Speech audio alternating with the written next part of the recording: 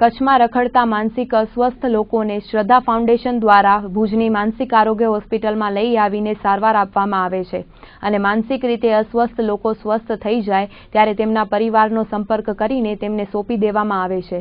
3 માસ અગાઉ સામખિયાળી હાઈવે પર રખડતા એક માનસિક અસ્વસ્થ વ્યક્તિને શ્રદ્ધા ફાઉન્ડેશન દ્વારા ભુજની માનસિક આરોગ્ય હોસ્પિટલમાં સારવાર માટે દાખલ કરવામાં આવ્યો હતો અને 3 માસ બાદ માનસિક રીતે અસ્વસ્થ વ્યક્તિ સ્વસ્થ થઈ જતા તેમને તેમના પરિવારને સોંપવામાં આવ્યો છે।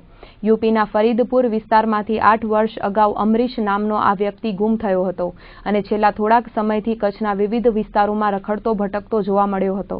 શ્રદ્ધા ફાઉન્ડેશન દ્વારા અમરીશભાઈની સારવાર કરાવીને તેમના પરિવારનો સંપર્ક સાધ્યો હતો અને 8 વર્ષ બાદ અમરીશનો પતો મળી જતા પરિવારજનોમાં ખુશીનો માહોલ છવાઈ ગયો હતો અને તેને લેવા માટે યુપીના ફરીદપુરથી તેનો ભાઈ ભુજની માનસિક હોસ્પિટલમાં આવ્યો હતો।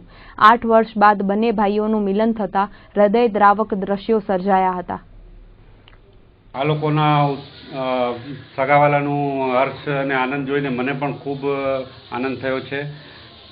શ્રદ્ધા ફાઉન્ડેશન મુંબઈના પ્રતિનિધિ દયારામભાઈ મારી ભેગા છે। તેઓ કચ્છમાં રહીને કચ્છમાં જે પણ રોડ ઉપર રખડતા ભટકતા લોકો છે એ લોકોને લઈ આવે છે। અમરીશભાઈને પણ આવી જ રીતે લઈ આવ્યા હતા આજથી 3 મહિના પહેલાં અને આ લોકોના ફક્ત લઈ આવવાનું કામ નથી, એ લોકો મૂકવાનું પણ કામ કરે છે, ઘરે મૂકવાનું। તો આ કામગીરીમાં અમે સહભાગી બન્યા છીએ। આજે એક બીજો દર્દી અમરીશભાઈ જે છે ફરીદપુર ઉત્તર પ્રદેશનું ઘરે જઈ રહ્યું છે, તેમને ઘરે જતા મને અમને હોસ્પિટલના બધા સ્ટાફને ખૂબ આનંદની લાગણી થાય છે અને જયેન્દ્રભાઈ પરમારનું આમાં મોટો ફાળો છે। અમારા હોસ્પિટલના સામાજિક કાર્યકર્તા છે, તેઓએ આમનું ઘર અને ભાઈને શોધી કાઢ્યું છે।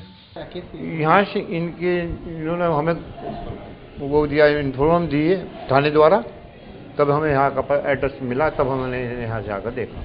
कैसी खुशी हो रही है? बहुत खुशी हो रही, बहुत खुश हैं हम इस टाइम। घर जाके कैसा माहौल रहेगा? बहुत बढ़िया माहौल रहेगा।